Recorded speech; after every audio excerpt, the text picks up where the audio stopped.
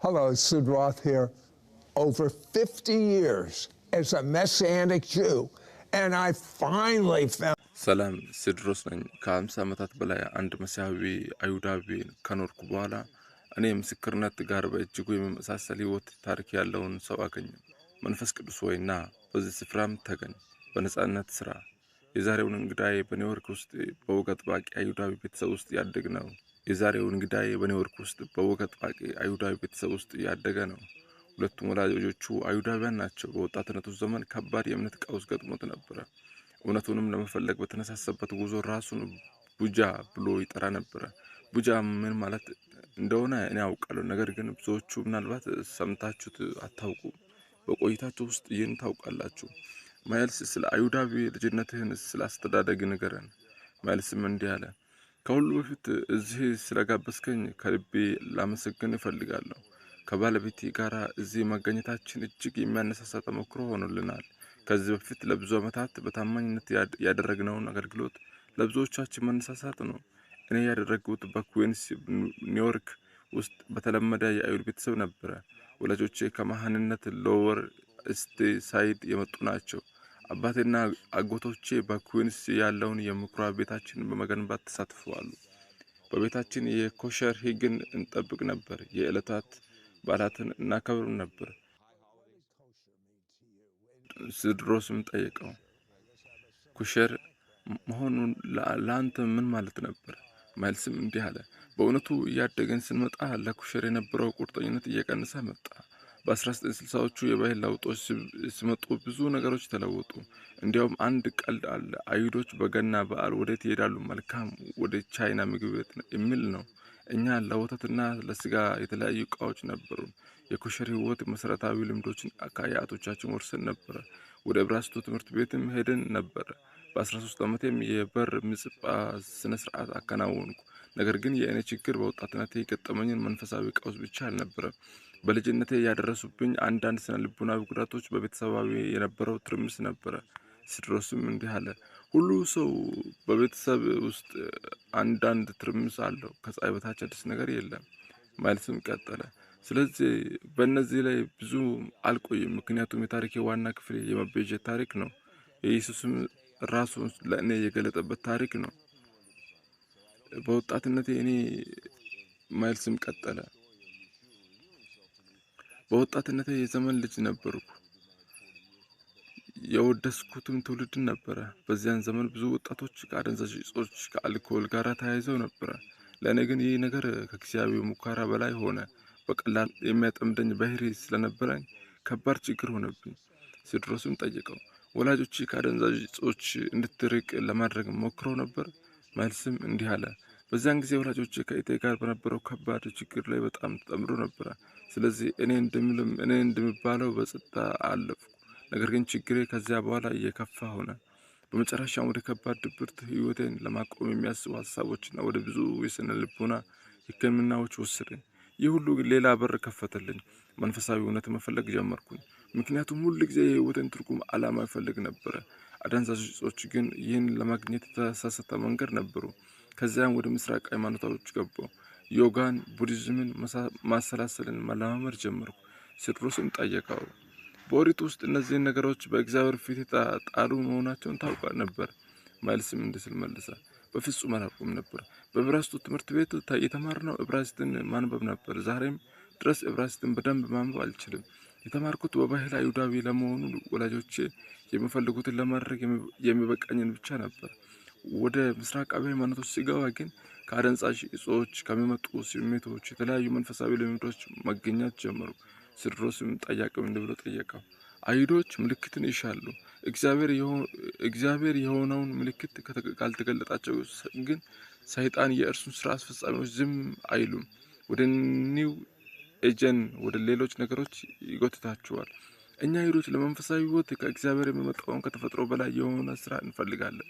እውነተኛውንም መንፈሳዊ ኃይል ካልተገለጠልን ግን የሐሰተኛው መንፈሳዊ ኃይል ተጽዕኖ ስር ልንወድቅ እንችላለን። ማይልስም ቀጠለ። በትክክል ነው ያደረሰብኝ። ከጊዜ ወደ ጊዜ ሁኔታ እየከፋ ሄደ። ከፍ ያለ መንፈሳዊ ልምምድ የሚመስሉ ነገሮች አጋጠሙ። ነገር ግን ዛሬ ስመለከተው እነዛ ከእግዚአብሔር ያልሆኑ ሐሰተኛ መንፈሳዊ ተሞክሮች ነበሩ። ነገር ግን የህይወቴ አቅጣጫ የቀየረው አንዲት ቆንጆ ሴት ስለ ኢየሱስ ክርስቶስ የነበራትን አዲስ ልምምድ ስትነግረኝ ነበረ። ማይልስም ታሪኩን በመቀጠል እንዲህ አለ። ያቺ ሴት ህይወቴን የቀየረችው ሰው ሆና ተገኘች። ስሟ ካትሪን ነበር። በካቶሊክ ቤተክርስቲያን ውስጥ ያደገች ቢሆንም በቅርቡ እንደገና ተወልዳ ክርስቶስን በግል አዳኝ አድርጋ ተቀብላ ነበር። በመጀመሪያም የቡና ቆይታችን ላይ ስለ ኢየሱስ ማውራት ጀመረች። እኔ ግን የምትናገረው ምንም አልገባኝም ነበር። ሲድሮስም በፈገግታ እንዲህ አለ። ቆንጆ ሴት መሆኗ ቀልብህን እንደሳበው ግን ግልጽ ነው። ማይልስም እየሳቀ እንዲህ አለ። እውነቱን ለመናገር የታሪኩ አንድ ክፍል ነበረ። አንድ ሰው እንዲያውም መዳን ነበር ወይስ በቆንጆነት ሴት መትሳብ ብሎ ጠይቆኝ ነበረ። ነገር ግን በዚያ ላይ የሆነው ነገር ነበረ። ካትሪን ስለ እግዚአብሔር ህያው ልምምድ ታካፍለኝ ነበረ። እርሷም እንደኔ ሃይማኖትን ታውቅ ነበር፣ ነገር ግን እግዚአብሔር በግላ አታውቅም ነበረ። አንድ ቀንም እንዲህ አለችኝ። ማይልስ የሚል ነገር እውነቱ መሆኑን ከፈለክ እግዚአብሔርን ጠይቀው።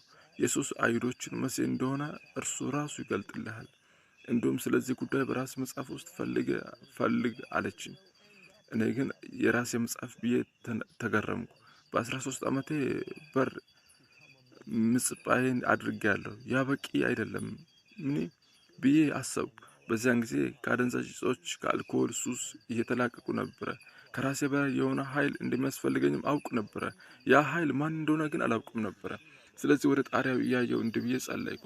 አምላኬ ሆይ ይህቺ ሴት እውነት የምትናገረው ከሆነ ኢየሱስ የአይሁዶችን መሲህና የዓለም አዳኝ ከሆነ እባክህ መንገድ አሳየኝ፣ እኔንም ምረኝ። ያ ቀላል ጸሎት ነበረ፣ ነገር ግን ከልብ የወጣ ነበረ።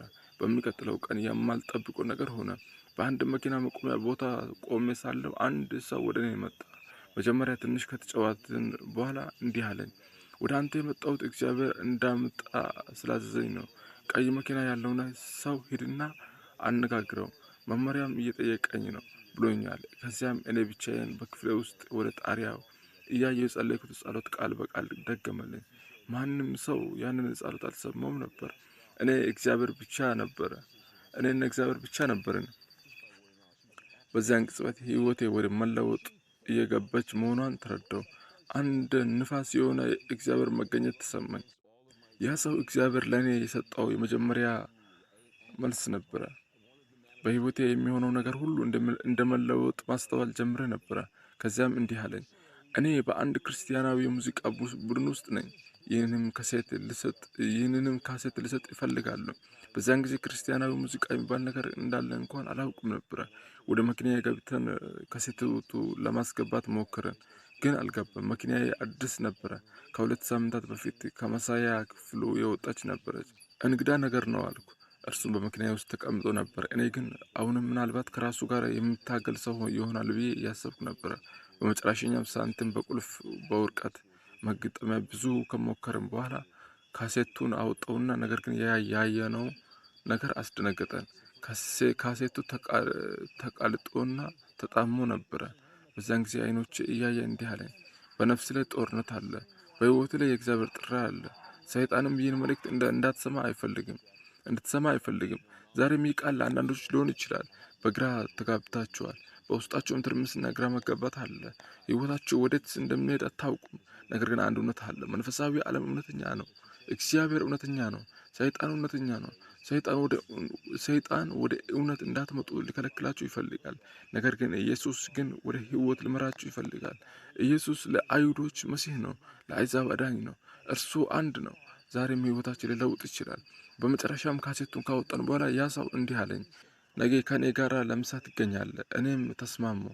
በሚቀጥለው ቀን ለምሳ ተገናኘን። ከእርሱ ጋር የሚመጣው ነገር ግን ከምግብ በላይ ነበረ። እጁ ውስጥ ትልቅ መጽሐፍ ቅዱስ ይዞ መጣ። እኔ ግን በዚያን ጊዜ አሁን የኔው እጅ ሰው ነበርኩ። በመደበኛነት ወደሚሄድበት የኔው ኤጂ ምግብ ቤት ውስጥ ያንን ትልቅ መጽሐፍ ቅዱስ በጠረጴዛ ላይ ሲያስቀምጠው በጣም ተሸማቀቁ። ከመጽሐፍ ቅዱሱ በላይ የኢየሱስ ክርስቶስን የፋሲካ ትርጉም የሚለው መጽሐፍ እና የተካዲሁ የተሰኘውን የሲስቴን ቴልቼስን የህይወት ታሪክ አምጦልኝ ነበረ። እግዚአብሔርም ህይወትን እየቀየረ ነበር። እኔ ግን ይህን ገና ሙሉ በሙሉ አልተረዳውም ነበረ። ከዚያ በኋላ ጓደኛዬ ወደ አንድ የአምልኮ ስብሰባ ወሰደኝ። ለእኔ ሁሉንም ነገር አዲስ ነበረ። ካትሪን ሰዎች በልሳን ሲናገሩ በጣም ተደስታ ነበር። እኔ ግን የሚሆነውን እየተመለከትኩኝ ትንሽ ፈርቼ ነበረ። ይህ ምንድን ነው ብዬ አሰብኩ። ከዚያ በኋላ ምናልባት እባብ የሚይዙ ሰዎች መጡ ይሆናሉ እያልኩ በውስጤ አስቅ ነበረ። ሁሉም ነገር ከተለማመድኩ በኋላ ዓለም በጣም የተለየ ነበረ። ነገር ግን እግዚአብሔር በውስጤ እየሰራ ነበረ። በኋላም አንድ ነቢያዊ ስጦታ ያለው አገልጋይ ወደዚያ ስብሰባ መጣ። በአዳራሹ ውስጥ 700 የሚጠጉ ሰዎች ነበሩ። በድንገትም እንዲህ አለ፣ ማይልስ የሚባል አንድ ወጣት በዚህ ቦታ አለ። የት ነህ? በዚያን ጊዜ ልቤ በኃይል መምታት ጀመረ። በ700 ሰዎች መካከል ስሜን መጥራቱ በጣም አስደንግጦኝ ነበረ። እኔ ግን ፈርቼ ነበር። ይህን በእርግጥ ከእግዚአብሔር ነው ብዬ ጠይቅ ነበረ። እርሱም አትፍራ፣ ወደዚህ ነህ አለኝ። ወደ መድረኩም ከወጣው በኋላ እጄን ይዞ እንዲህ አለኝ፣ እግዚአብሔር እያለፍክበት ያ ሁሉ ያውቃል። የትም ቦታ እንደምትስማማ ሁል ጊዜ ይሰማሃል ነበር። ምክንያቱም የምትሰማበት ቦታ በመሲሁ አካል ውስጥ ብቻ ነው። በዚያን ጊዜ በአዳራሹ ያሉ ሰዎች ሁሉ በደስታ እየጮሁ ነበረ። እኔ ግን በእኔ ላይ ምን እየሆነ ነው ብዬ ቆሜ ነበረ። ከዚያም እንዲህ አለኝ፣ እግዚአብሔር ይፈውሳል። በዚያን ጊዜ ይህ ቃል ምን ማለት እንደሆነ አልተረዳሁም ነበር። ከብዙ ዓመታት በኋላ ግን ስነ ልቦናዊ ታምሬ የቤተሰብ የትዳር አማካሪ ሆኜ ሳገለግል የትንቢታዊ ቃል ምን እንደነበረ አገባኝ። እግዚአብሔር ሰዎችን ለመንፈሳዊ ፈውስና ለነፍሳቸው መታደስ እንድጠቀም እየጠራኝ ነበረ። በቃሉና በመንፈሱ አማካኝነት የተሰበሩ ህይወቶች ሲመለሱ ለማየት ጠርቶኝ ነበረ። ይህም የህይወቴ አዲስ ጉዞ መጀመሪያ ሆነ። ከዚያም በኋላ እግዚአብሔር በተከታታይ ከተፈጥሮ በላይ በሆኑ መንገዶች ራሱን ይገልጥልኝ ጀመረ። አንድ ምልክት ሌላውን ይከተል ነበረ። አንድ ተአምር ሌላውን ይወልድ ነበረ። አቅራቢው ቴዎድሮስም በህይወት ውስጥ የተወሰነ ቀን ነበረ። የጸሎትም ቃል አቅራቢው ቴዎድሮስም እንዲህ ብሎ ጠየቀው። በህይወት ውስጥ የተወሰነ ቀን ነበረ። የጸሎት ቃል ጸልዬ ከክርስቶስን የተቀበልክበት ወይስ ሁሉንም ነገር ቀስ በቀስ ነው የሆነው? መልስም እንዲህ አለ፣ አሁን በእርግጥ ነበር። በዚያን ጊዜ በሳን ፍራንክሮስ የነበረው ጂውስ ፎር ጂኤስ አገልግሎት ደውል በስልክ ላይ እንዲህ አልኳቸው፣ ምናልባት ሊሆን ይችላል እንደ አማኝ የሆንኩ ነው ብዬ አስባለሁ። እውነቱን ለመናገር ቃሉን ከአፌ ለማውጣት እንኳን ይከብደኝ ነበረ። ከዚያም በአንድ አይሁዳዊ አማኝ ጋር መገናኘት ጀመሩ። እርሱም የሮሜ መጽሐፍን በዝርዝር ያስተምረኝ ጀመረ። አይዛብ ወደ እምነት ሲመጡ ብዙውን ጊዜ የዮሐንስን ወንጌል ይሰጣቸዋል። እኔ ግን አይሁዳዊ ስለነበርኩኝ የሮሜ መጽሐፍ ተሰጠኝ። ይህም ስለ መዳን መንገድና እግዚአብሔር ለአይሁዳውያን ሕዝብ ስላለው ዘላለማዊ ዓላማ በግልጽ ያስተምራል። ዛሬ ወደ ኋላ ስመለስ ከዛ መጀመራችን በጣም አመሰግነዋለሁ። ከዚያም በመጨረሻም ክርስቶስን በግል አዳኝ አድርጌ ተቀበልኩት። አቅራቢው ቴዎድሮስም ከዚያ በፊት ልዩ የሆነ ስሜት ነበረ ወይስ ነገሩ ለአእምሮ ብቻ ትክክል መስሎ ነበረ? ማይልስም እንዲህ አለ፣ እግዚአብሔር በተከታታይ ከተፈጥሮ በላይ የሆኑ ልምምዶችን እየሰጠኝ ነበረ። በዛን ጊዜ እኔ በምኖርበት ቤት አጠገብ እንግዳ ነገሮች ይፈጸሙ ነበረ። የቤት መስኮቶች በራሳቸው ይከፍቱ ይዘጉ ነበረ። ይህ ታሪክ ለአንዳንዶች እንደ ግዳ ሊመስል ይችላል። ነገር ግን በዚህ ዓለም መንፈሳዊ ኃይሎች እንዳሉ እየተማርኩ ነበረ። ቴዎድሮስም እንዲህ አለ፣ ከእግዚአብሔር የሚመጣ ኃይል አለ፣ ከክፉም የሚመጣ ኃይል አለ። ልዩነቱ ግን የእግዚአብሔር ኃይል ከሁሉ የሚበልጥ መሆኑ ነው። ማይልስም ቀጠለ፣ የኔ መኪና አጠገብ ያገኘው ሰው በነፍስ ላይ ጦርነት አለ ብሎ የተናገረኝን ቃል ትዝ አለኝ። እንግዲህ ስለዚህ ነበረ የተናገረው ብዬ ተረዳው። ነገር ግን በዚያው ጊዜ ሌላ ነገር እየተከሰተ ነበረ። ወደ ቃሉ እየገባው ነበረ። እግዚአብሔር እያወቀው ነበረ። ቀስ በቀስም አንድ ታላቅ እውነት ገባኝ። ኢየሱስንም መቀበሌን አይሁዳዊነትንም መተው አልነበረም። በተቃራኒው የኔ ማንነት እንደገና መገኘት ነበረ። ስለዚህ ኢየሱስ ኮሸር አደረገኝ የሚል ጽሑፍ ያለበትን ቲሸርት መልበስ እወድ ነበረ። ከቅድመ አያቶቼ የወረስኩትን አይሁዳዊ ማንነትን አሁን በእኔ ውስጥ አዲስ ትርጉም አግኝቶ ነበረ። ምክንያቱም የአይሁድ ታሪክ ሙሉ ወደ መሲሁ ያመለክታል። ከሁሉ በላይ ግን ከዚህ በፊት የማላውቀውን ነገር መጠጣት ጀመርኩ። እርሱም ሰላምና ደስታ ነበረ። ከጨለማ ወደ ብርሃን እያወጣው ነበር። ከባርነትም ወደ ነጻነት፣ ከተስፋ መቁረጥም ወደ ተስፋ እየተሻገርኩ ነበረ። እግዚአብሔርን በሕይወቴ ቀስ በቀስ እየለወጠው ነበረ። ቴዎድሮስም እንዲህ አለ፣ ማይልስ አሁን ወደ ካሜራው ተመልክተ ለተመልካቾች ጸልይ። መሲሁን ለማያውቁት ሆነ ለሚያውቁት አይሁድ ሆነ አይዛብ እግዚአብሔር ሊነካቸው ይችላል። ማይልስም እንዲህ አለ፣ በህይወቴ የመጀመሪያ ከእግዚአብሔር ጋር የነበሩ ልምዶች ከፈውስ ጋር የተያያዙ ነበሩ። አንድ ጊዜ በአምልኮ ስብሰባ ላይ እንጀራውንና ጽዋውን ለማቅረብ ተጠራው። በዛን ጊዜ ጀርባዬን በጣም ያመኝ ነበረ። ወደ ስብሰባው መሄድ እንኳን አልፈልግም ነበረ። ነገር ግን እንጀራው ጽዋውን በእጄ በያዝኩበት ቅጽበት እግዚአብሔር ነካኝ፣ ጀርባዬንም ተፈወሰ። ከዛ በኋላ በራሴ ህይወት ውስጥ እና በሌሎች ሰዎች ህይወት ውስጥ እግዚአብሔር የሚያደርገውን ፈውስ ስራ ብዙ ጊዜ አይቻለሁ። አሁንም እያየው ከሆነ በአካል የሚያዩን ቦታ ካለ እጅን በዛ ቦታ ላይ አኑር። የአእምሮ መታደስ የምትፈልግ ከሆነ እጅን በራስ ላይ አኑር። ልብ እግዚአብሔር ለነካ ይፈልጋል። ህይወትን ሊሰጥ፣ ሰላሙን ሊሞላ፣ ተስፋ ሊያድስ ይፈልጋል። እግዚአብሔር ሆይ በአሁን ጊዜ እየተመለከትክ ያላትን ሰዎች እንድትነካቸው ጸልያለሁ። ሰላምን አፍስስባቸው፣ ጸጋይንም አብዘላቸው። ለብዙ ጊዜ በልባቸው ውስጥ ተስፋዬ የት ነው ብላችሁ ጠየቃችሁ አላችሁ። እግዚአብሔር ግን ተስፋችሁ አልጠፍም ይላል። ለመተው ደርሳችኋል፣ ደክማችኋል፣ የህይወትም ሸክም ከብዷችኋል። እባካችሁን ተስፋ አትቁረጡ፣ ወደፊት መሄዳችሁን ቀጥሉ። በጨለማ ሸለቆ ውስጥ እያለፋችሁ ቢሆንም መራመዳችሁን አታቁሙ። እግዚአብሔር ለህይወታችሁ መልካም ዓላማ አለው። ለእናንተ ተስፋና ወደፊት አለው። ጠያቂው ቴዎድሮስም መሲሁ ለስህተቶች ለኃጢአቶች ዋጋን ከፍሏል፣ እኛ እንከፍል እርሱ ተቀጥቷል። ከዚያም በላይ በነቢዩ ኢሳይያስ በምዕራፍ 53 ላይ እንደተጻፈ ህመማችንን ስቃያችን ተሸክመዋል። ስለዚህ የተሰቃየው ችግር የኑሯችን አይኑራችሁ፣ ወይም ሌላ ማንኛውም ነገር ቢሆን በእምነት ከእግዚአብሔር አመስግኑት፣ ሰላሙንና ጸጋውን ተቀበሉ። መልስም እንዲህ አለ፣ እኔ በህይወቴ የተማርኩት አንድ ነገር አለ። እግዚአብሔር የተሰበሩ ልቦችን ይፈልጋል፣ ወደ እርሱ የሚመጡትን አይመልስም። ቴዎድሮስም እንዲህ ሲል ጠየቀው፣ እግዚአብሔር እንዳንተ በግል ማወቅ የሚፈልግ ሰው እንዴት ሊጀምር ይችላል? መልስም እንዲህ ሲል መለሰ፣ በመጀመሪያ እኔ ያደረጉትን ቀላል ጸሎት ማድረግ ይችላሉ። በአንድ ወቅት እኔ ወደ ጣራው እያየው አምላክ ሆይ እውነት ካለ ራስን ግለጥልኝ ብዬ ጸለዩ። ዛሬም እናንተም እንዲሁም ማድረግ ትችላላችሁ። በቅን ልቦና እንዲህ ብላችሁ ጠይቁት፣ አምላክ ሆይ እነዚህ ሰዎች የሚናገሩት እውነት ከሆነ አንተ ማን እንደሆንክ ራስን ግለጥልኝ። እውነትን ማወቅ እፈልጋለሁ። በልጅ ቅንነት ይህን ከጠየቃችሁ እግዚአብሔር ራሱን ይገልጥላችኋል ብዬ አምናለሁ። ምናልባት ለረጅም ጊዜ ደስታዬን በተለያዩ ቦታዎች ፈልጋችሁ ይሆናል። የዚህ ዓለም ነገሮች ሞክራችሁ ይሆናል። ነገር ግን አሁንም በውስጣችሁ ክፍተት እንዳለ ይሰማችኋል። ይህ መረሳት የለባችሁ። እግዚአብሔር ያያችኋል፣ ይወዳችኋል እና ህይወታችሁን በተስፋ ሊሞላው ይፈልጋል። ምናልባት አሁን ይህን ፕሮግራም በመመልከት በልባችሁ ውስጥ የሆነውን ነገር እየተነካ ይሆናል። ይህም ከሆነ ለእኔም በመኪና ማቆሚያ ውስጥ እንደነበረው ወሳኝ ቅጽበት ለእናንተም የህይወት መቀየሪያ ቅጽበት ሊሆን ይችላል። ስለዚህ ከእኔ ጋር ይህን ጸሎት ጸልዩ። ጌታ ሆይ ወደ ህይወቴ እንድትገባ እጠይቅሃለሁ። ከአንተ ያልሆኑትን ነገሮች ሁሉ ከእኔ አርቅ። በራሴ መንገድ እንደሄድኩ አምናለሁ። አሁን ግን አንተን ማወቅ እፈልጋለሁ። ለህይወቴ ያለህን ዓላማ ጥሪ አሳየኝ። እውነትን አስተምረኝ፣ ሰላምንም ሙላብኝ። ይህም በቅን ልብ ከጸለያችሁ እግዚአብሔር ጸሎታችሁን እንደሚሰማ አምናለሁ።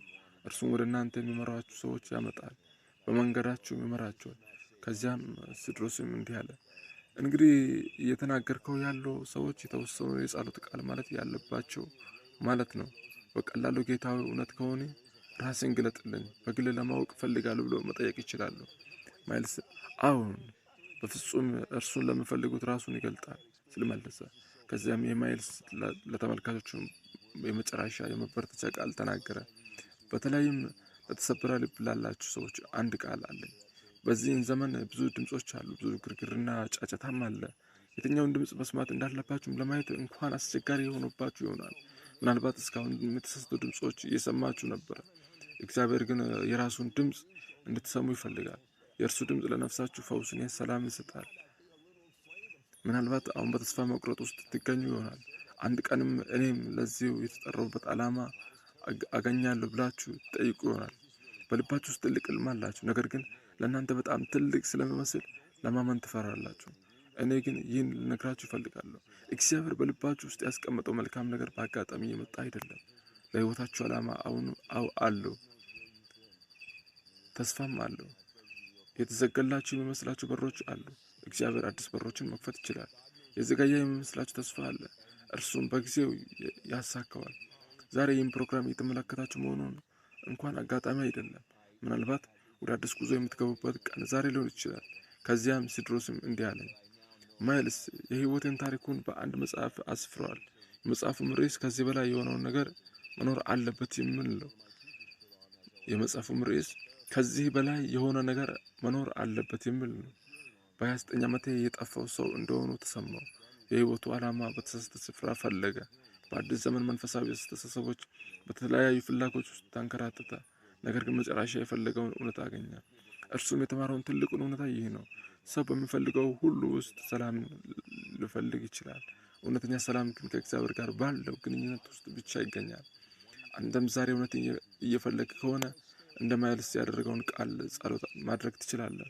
አምላክ ሆይ እውነትን አሳየኝ፣ ራስንም ግለጥልኝ። እግዚአብሔር በቅን ልብ ለሚፈልጉት ሰዎች ይገኛላቸዋል። የማይልስ ታሪክ ከጨለማ ወደ ብርሃን፣ ከተስፋ መቁረጥ ወደ ተስፋ፣ ከመንከራተት ወደ ዓላማ የተደረገ ጉዞ ነው። የህይወቱ ምስክርነት አንድ ነገርን ያስታውሰናል። በቅን ልብ እውነት ለሚፈልግ ሰው የእግዚአብሔር በር ሁሉ ጊዜ ክፍት ነው።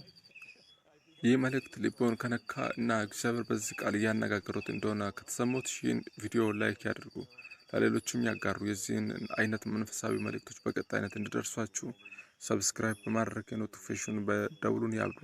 እግዚአብሔር ላይ ቦቶ ያደረገውን ወይም በዚህ መልእክት የተማራችሁትን ከታች በኮሜንት ያካፍሉን። የእርሱ ምስክርነት ለሌላ ሰው ተስፋ ሊሆን ይችላል። እግዚአብሔር ይባርካችሁ። ሰላሙን፣ ጸጋውን፣ ፍቅሩን ሁሉ ጊዜ ከእናንተ ጋር ይሁን። በሚቀጥለው መንፈሳዊ መልእክት እስከምንገናኝ ድረስ በክርስቶስ ያላችሁን እረፍት፣ ሰላምና ድል እየኖራችሁ ቀጥሉ።